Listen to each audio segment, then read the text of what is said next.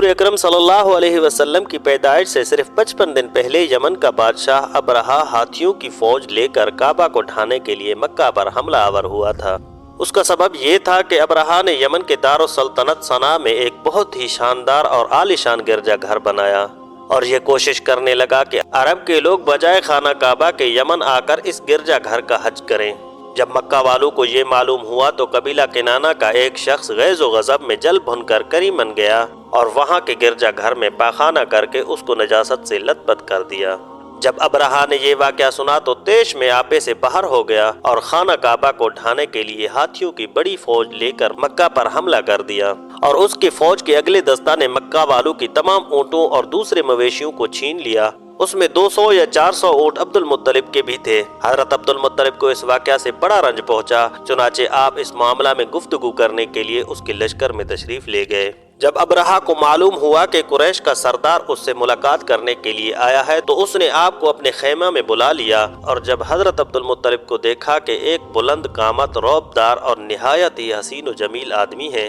جن کی پیشانی پر نور نبوت کا جاہ و جلال چمک رہا ہے، تو صورت دیکھتے ہی ابرہہ مرعوب ہو گیا اور بے اختیار تخت شاہی سے اتر کر آپ کی تعظیم و تکریم کے لیے کھڑا ہو گیا اور اپنے برابر میں بٹھا کر دریافت کیا کہ کہیے سردار قریش، یہاں آپ کی تشریف آوری کا کیا مقصد ہے؟ حضرت عبد المطلب نے جواب دیا کہ ہمارے اونٹ اور بکریاں وغیرہ جو آپ کے لشکر کے سپاہی ہانک کر لائے ہیں ان سب مویشیوں کو ہمارے سپرد کر دیجئے۔ یہ سن کر ابرہہ نے کہا کہ اے سردار قریش، میں تو یہ سمجھا تھا کہ آپ بہت ہی حوصلہ مند اور شاندار آدمی ہیں، مگر آپ نے تو مجھ سے اپنے اونٹوں کا سوال کر کے میرے نظروں میں اپنا وقار کم کر دیا۔ اونٹ اور بکریوں کی حقیقت ہی کیا ہے؟ میں تو آپ کے کعبہ کو توڑ پھوڑ کر برباد کرنے کے لیے آیا ہوں، آپ نے اس کے بارے میں کوئی گفتگو نہیں کی۔ حضرت عبد المطلب نے کہا کہ مجھے تو اپنے اونٹوں سے مطلب ہے، کعبہ میرا گھر نہیں ہے بلکہ وہ خدا کا گھر ہے، وہ خدا اپنے گھر کو بچا لے گا، مجھے کعبہ کی ذرا بھی فکر نہیں ہے۔ یہ سن کر ابرہہ اپنے فرعونی لہجے میں کہنے لگا کہ اے سردار مکہ سن لیجئے، میں کعبہ کو ڈھا کر اس کی اینٹ سے اینٹ بجا دوں گا اور روئے زمین سے اس کا نام و نشان مٹا دوں گا، کیونکہ مکہ والوں نے میرے گرجا گھر کی بڑی بے حرمتی کی ہے، اس لیے میں اس کا انتقام لینے کے لیے کعبہ کو مسمار کر دینا ضروری سمجھتا ہوں۔ حضرت عبد المطلب نے فرمایا کہ پھر آپ جانے اور خدا جانے میں آپ سے سفارش کرنے والا بھلا کون ہوں۔ اس گفتگو کے بعد ابرہہ نے تمام جانوروں کو واپس کر دینے کا حکم دے دیا اور حضرت عبد المطلب تمام اونٹوں اور بکریوں کو ساتھ لے کر اپنے گھر چلے آئے اور مکہ والوں سے فرمایا کہ تم لوگ اپنے اپنے مال مویشیوں کو لے کر مکہ سے باہر نکل جاؤ اور پہاڑوں کی چوٹیوں پر چڑھ کر اور دروں میں چھپ کر پناہ لو۔ مکہ والوں سے یہ کہہ کر پھر خود اپنے خاندان کے چند آدمیوں کو ساتھ لے کر خانہ کعبہ میں گئے اور دروازہ کا حلقہ پکڑ کر انتہائی بے قراری اور گریہ زاری کے ساتھ دربار باری تعالیٰ میں اس طرح دعا مانگنے لگے کہ اے اللہ، بے شک ہر شخص اپنے گھر کی حفاظت خود کرتا ہے، لہٰذا تو بھی اپنے گھر کی حفاظت فرما اور صلیب والوں اور صلیب کے پجاریوں کے مقابلے میں اپنی اطاعت شعاروں کی مدد فرما۔ حضرت عبد المطلب نے یہ دعا مانگی اور اپنے خاندان والوں کو ساتھ لے کر پہاڑ کی چوٹی پر چڑھ گئے اور خدا کی قدرت کا جلوہ دیکھنے لگے۔ ابرہہ جب صبح کو کعبہ ڈھانے کے لیے اپنے لشکر جرار اور ہاتھیوں کی قطار کے ساتھ آگے بڑھا اور مقام مغمس میں پہنچا تو خود اس کا ہاتھی جس کا نام محمود تھا ایک دم بیٹھ گیا، ہر چند مارا اور بار بار للکارا مگر ہاتھی نہیں اٹھا۔ اسی حال میں قہر الہی ابابیلو کی شکل میں نمودار ہوا اور ننھے پرندے جھنڈ کے جھنڈ جن کے چونچ اور پنجوں میں 3 کنکریاں تھیں سمندر کے جانب سے حرم کعبہ کی طرف آنے لگے۔ ابابیلو کے ان لشکر نے ابرہہ کی فوج پر اس زور و شور سے سنگ باری شروع کر دی کہ آن کی آن میں ابرہہ کی لشکر اور اس کے ہاتھیوں کے پر خچے اڑ گئے۔ ابابیلو کی سنگ باری خداوند قہار و جبار کے قہر و غضب کی ایسی مار تھی کہ جب کوئی کنکری کسی ہاتھی سوار کے سر پر پڑتی تھی تو وہ اس آدمی کے بدن کو چھیدتی ہوئی ہاتھی کے بدن سے پار ہو جاتی تھی۔ ابرہہ کی فوج کا ایک آدمی بھی زندہ نہیں بچا اور سب کے سب ابرہہ اور اس کے ہاتھیوں سمیت اس طرح ہلاک و برباد ہو گئے کہ ان کے جسموں کی بوٹیاں ٹکڑے ٹکڑے ہو کر زمین پر بکھر گئے۔